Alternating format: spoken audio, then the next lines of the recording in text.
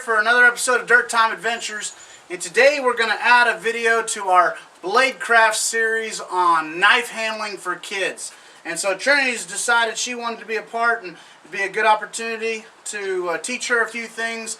And also, my family and I got our nephews their first knives for Christmas this year, and we got them the Benchmade A1106s, little handheld Benchmade knives. And so we're really excited about giving them their first knives for Christmas, and we're kind of shooting this video for them too, so they can learn how to properly handle their knives. And so Trini here, she got a little pink knife for Christmas, I guess right before Christmas, and it's from a brand called Tack Assault, and it's a nice little pink knife. And once again, especially with kids, we want a folding knife that's got a fold, and these two both have different locking systems. This one's got a back locking system here on the back, which I really like for kids because they don't have to put their hand in the way to close the blade, so they can push down on the top and then close the knife without sticking their hand in the blade. This one here, though, it is a little bit different, but it's a Benchmade knife. It's going to last forever. It's got the lock here on the inside, so the same principle applies. They can push in on it, and as soon as they begin to break it over, move their hand out of the way to close it. And so those are the two ways to open and close a knife. So we're going to practice opening and closing a knife. Hold your knife like this. There, you did it right. Good. And make sure your fingers aren't in the way. Grab the blade, hold it up like this, and one hand here, and pull it open. Very good. Make sure you pull it all the way. Nope. See what you did there? You put your hand towards the sharp end. Never pull your hand in front of the sharp end. Pull it open until it clicks. Alright? Next we want to talk about how to hold your knife. Make sure you get a full good grip on it. And this is called a forward grip, and that's the best way to handle your knife for all cutting tools and purposes, alright? And so, let me go over a few knife rules real quick. Once again, the closing of it is put one hand here. Never put your hands between the cutting edge and this spot right here. So you're going to use your thumb and push in right there and fold it over. Just like that. Perfect. Alright, go ahead and hold it for a second. Daddy, I can open it and close it. Yeah, well, let's leave it shut just for a second. I want to talk about some knife safety rules first. The first one is, especially for young children like Trinity's age, or even when you're getting your first knife, always use your knife with adult supervision. For children and for beginners, just make sure that you're in a safe place and that you're aware of your surroundings, most importantly. So make sure, once again, if you're a child, you're in the presence of adult supervision. Another thing is, always treat a knife with respect. It's not a toy, it's a tool. And it's important, we'll carve here in just a second, it's important that you treat it like a tool. So we don't play with it, we don't poke it at people, we don't point it at people. And another one that we teach, especially for young children and beginners, is to cut away from yourself. Always cut away from yourself. Now once you get a little more advanced, you can do a chest press, which you're kind of cutting towards yourself. But even here, if I'm doing a chest lever press, you know, my hand's going to hit my chest before I ever cut myself. Another thing that to be aware of is anytime you're using a knife, there's called the blood circle. Can you say blood circle? I know. Say blood circle. Blood circle. And triangle of death. And triangle. Hey, let's not play with our knife right now. I'm not using our knife. So the blood circle is, because I'm teaching Trinity, it's okay for me to be right here next to her. But if you're not being taught or an adult's not working with you, then you always need to be aware of your blood circle. And so what you do is you keep your knife blade shut and you reach all the way around you in all directions. So right now Trinity's in my blood circle.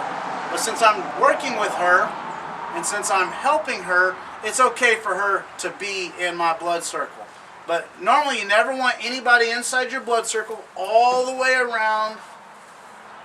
And so right now Trinity's the only one in my blood circle. And so, but because I'm helping her, that's okay. The next one is your triangle of death. And that's where we have our knees, and our pelvic area, okay? This here, from our knees to our pelvic area, makes a triangle.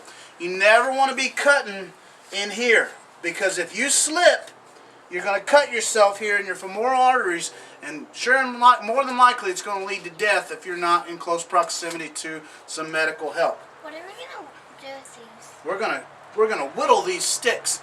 And so what we do when we're whittling, instead of cutting in here, we can stick our knees, our elbows on our knees. So let's practice this, Trinity. Keep your knife shut and get in the same position as me. Okay? It's a little bit harder because she can't reach the floor, but you're gonna lean forward and put your elbows on your knees. There you go. And you're gonna make sure you're whittling out front there, okay? She looks silly, don't she? Alright, sit up for some. And so that's how you work out there. Now, once again, Trinity, since she's not able to reach the floor, she just wants to bring up her whittling surface higher up to her chest. So bring it higher up. Bring your knife hand up higher. There you go. Okay, so I'm going to give you this piece.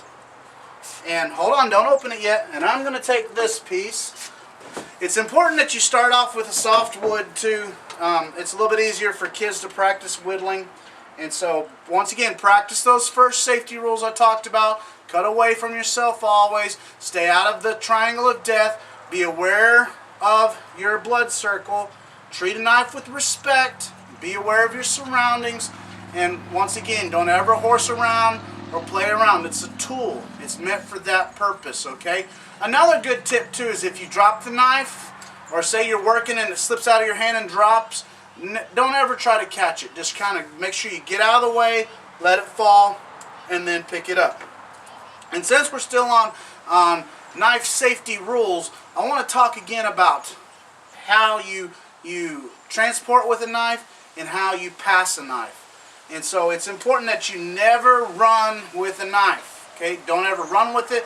And I also encourage you, don't even walk with the knife. Always, if it's a pocket knife, be sure to close it up, keeping your hands out of the cutting area.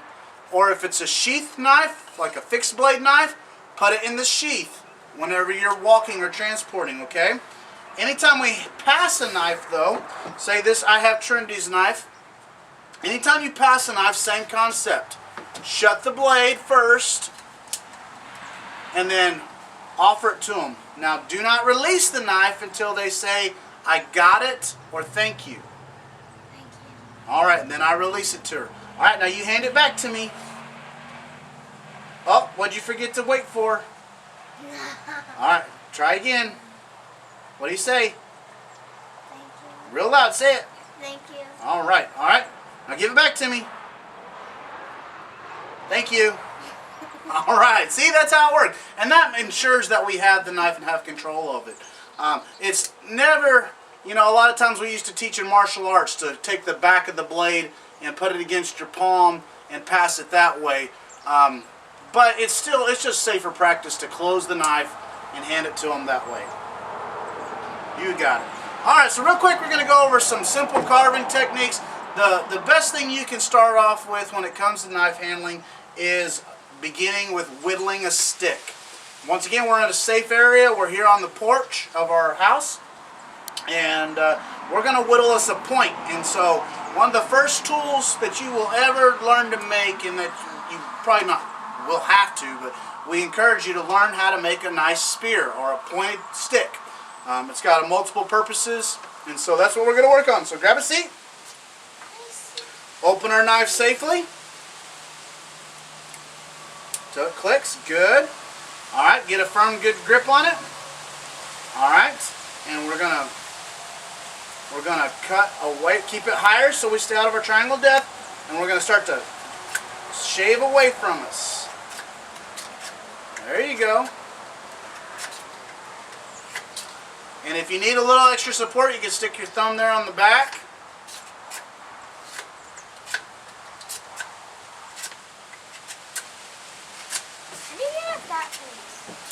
Go in front of it.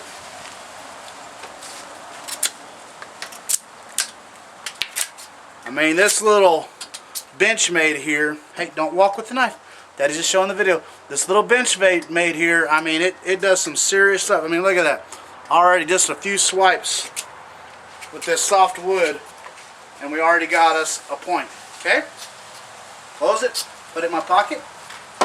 Alright, so Daddy's going to work with you now and get a good strong blade, and we're wanting to hold the knife firm. You're holding it too soft. Got to hold it tighter. Okay? There we go, that's a good one. Slow down. It's not a race. But for you guys just now getting into knife handling and using a knife, for maybe you're a child or a young man who's just now getting, or a young lady getting into wood carving or woodworking, take it slow. You ain't got to make a spear within 3 or 4 swipes right away. Just begin to get out there and practice working with it. And so I think we're going to keep whittling here and whittling us a point. And I encourage you guys always, as always, carry and keep a bunch of band-aids with you, because I promise you, whether you're an experienced working with knives or you are just getting into it, you're going to cut yourself. You just need to understand the inevitable. You're going to cut yourself. Make sure you keep your head back. Don't get it too close to your face. And it helps too if you let go for a second, choke up on it, keep it next to your body there, and focus on this. There you go. See that? It's much better. So, anyways, carry some band-aids, get out there and practice carving on a stick. And once again, start off with a spear. Then you can begin to learn some notches and begin to practice all kinds of different cuts and begin to advance in your knife handling skills. So, I just put my thumb. oh, you hurt your thumb? Yeah. Yeah. All right. Well, guys, thanks again for tuning in to another episode of Dirt Time Adventures. Remember, keep safety first when it comes to handling a knife. Parents, be sure to monitor your children when they're using a knife, especially at this age. Keep an eye on them. Be prepared. And then, like I said, be prepared that they're going to cut themselves, because it's going to happen. But they don't learn without trial by fire sometimes. So, once again, keep it practical, primitive, prepared. Whoa, whoa, whoa, whoa, whoa, whoa, whoa, whoa, whoa, whoa. Okay, did you see what you did wrong there? Yeah.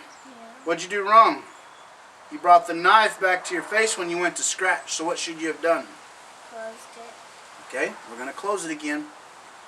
Okay, close it. Push your thumb on that spot. Push it down. There you go. And use your other hand to shut it, keeping your hand out of that spot. Now you hold it in that hand. Now you scratch your face.